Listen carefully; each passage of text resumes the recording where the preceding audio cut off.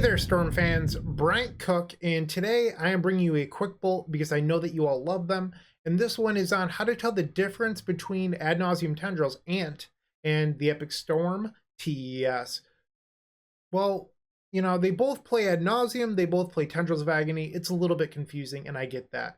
And you might be looking at a deck list not knowing how to tell the difference, or facing it on Magic Online and being a little bit confused on which variant you're actually seeing. This video is here to help you. I want to break down the difference and make sure that by the end of this video, you're an expert on the difference between these two decks. So don't go anywhere. You're going to love this, I promise. And let's just hop right on in. So Past in Flames is a card that Ad Nauseam Tendrils is known for. In fact, they're more of a Past in Flames deck than they actually are an Ad Nauseam deck. It's a little bit of a misnomer, but that's what you get when you name your deck after a card in 2008 and then better cards are printed.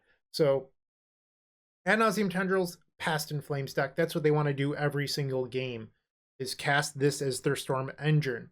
The Epic Storm has left Past in Flames in the past, pun intended. The Epic Storm doesn't run Past in Flames anymore, and it hasn't for some time. So look at these deck lists, and if you don't see a Past in Flames, it's the Epic Storm, and if you do, it's definitely Ad Nauseam Tendrils. That is a very good way to tell the difference between these decks.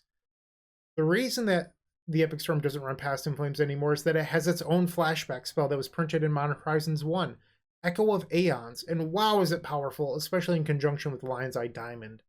And then just a few months later, Peer into the Abyss came out, and it's just as powerful as Echo of the Aeons, especially against those aggressive tempo decks.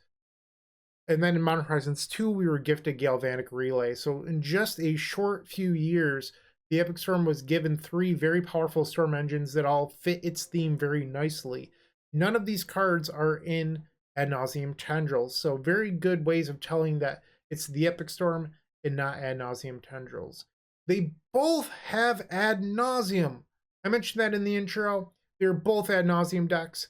The Epic Storm is actually a better Ad Nauseam deck than Ad Nauseam Tendrils. It's a little bit confusing, I know, but Ant is actually a Past in Flames deck. The Epic Storm is an Ad Nauseam deck. It's a misnomer. I get it. Don't be upset. I didn't name both decks. I only named one of them. And it's just what it is. So don't label the Epic Storm Ant because there's an Ad Nauseam in it. That's not the right thing to do.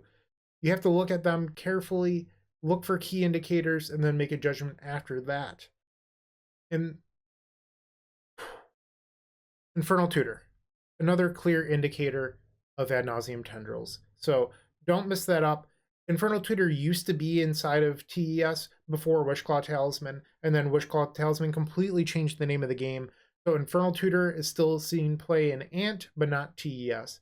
And in Ant builds, sometimes you'll find deprecated builds that still run Dark Petition. It's a little bit old at this point. It's like kind of like not very good technology. But sometimes you'll still see Dark Petition in there over a card like Wishclaw Talisman. Burning Wish is another very good way of telling that you're facing the Epic Storm. Both decks can play this card. There are Burning Wish Ant builds that aren't very popular, but for the most part, if you're seeing a bunch of red cards, that's how you tell that it's the Epic Storm.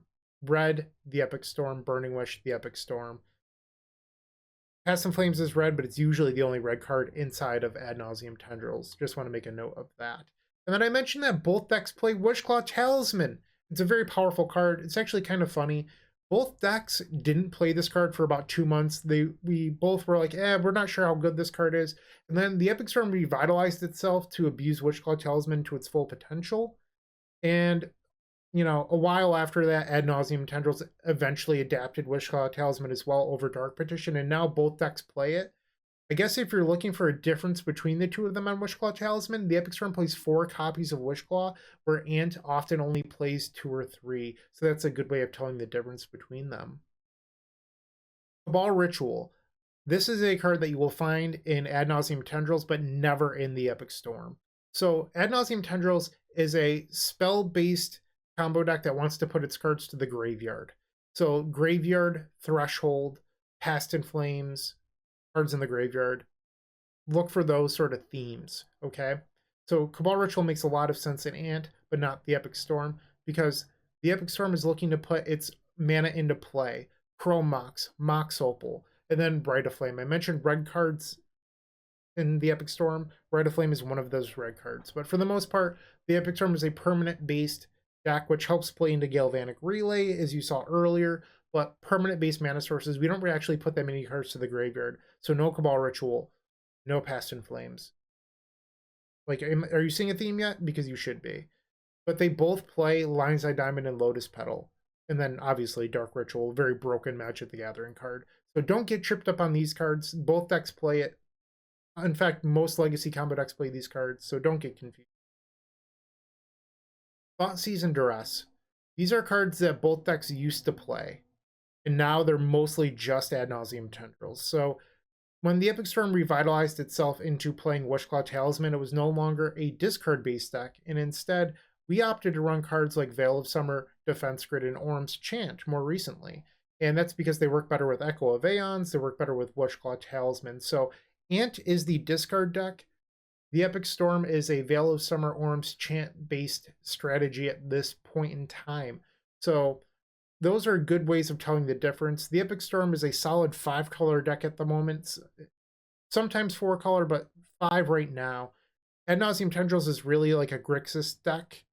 That splashes green or red, however you decide to look at it, but it's really blue-black based with 2 splashes. That's the best way of looking at Ant, where the Epic Storm is a solid 5 colors. And part of looking at that is the mana base. So I mentioned that Ant is really a blue-black based combo deck. Well, these are another good way of telling the difference. So Misty Rainforest is a card you will never find within the Epic Storm. We don't really run the lands to support Misty, but when you look at Ant, they have a basic island and Bayou, which are cards that the Epic Storm just doesn't run. The Epic Storm doesn't run any basics at all, where you'll usually find at least 2 inside of Ant, alongside Bayou, which is a card that the Epic Storm traditionally does not run. But instead, we're 5 colors, so you're going to find a Tundra, which is a little bit of an oddity in any Ant list pretty much ever. Badlands. Running Misty Rainforest means you can't run Badlands, so you will not find Badlands in Ant builds. Taiga. Veil of Summer, Rite of Flame, all those good things. Taiga is in the Epic Storm, not Ant. So, old indicators, just pay attention to the mana base. It will give you a bunch of hints that you might not have expected. That's what I'm trying to drive home here, is when you look at that mana base. So if you see Misty into Underground Sea Preordain, pretty good indicator that it's Ant and not the Epic Storm. And the mana base can actually tell you a lot up front. So if you're facing it on Magic Online and you're seeing Bayou Island, that's Ant. Definitely not the Epic Storm. So look at these sort of things to give you hints before your opponent might never even cast that Past in Flames that, you know, you weren't sure what deck they were. But don't get tripped up too much, because they both play Verdant Catacombs, and I've heard this recently that Ant doesn't play Verdant Catacombs. That's not true. They both play Verdant, they both play Tropical, they both play Underground Sea. So don't look at these lands and try to find meaning out of them, because that's a good way of getting burned. In fact, a secret tip for you. Ant plays 2 copies of Underground Sea, the Epic Storm only plays 1.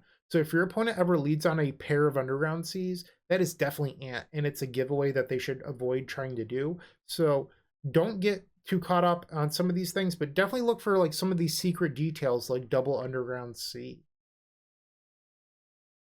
Preordain. This is a card that is only in Ant. So that's it. I mean, what else is there to say? The Epic Storm doesn't run Preordain, so if you see a Preordain, an Underground Sea, they might be Doomsday, but they are not the Epic Storm, so definitely Ad Nauseam Tendrils if they're a Storm variant. And then the last little bit of advice, they both play these cards, Brainstorm and Ponder. Don't get tripped up on these.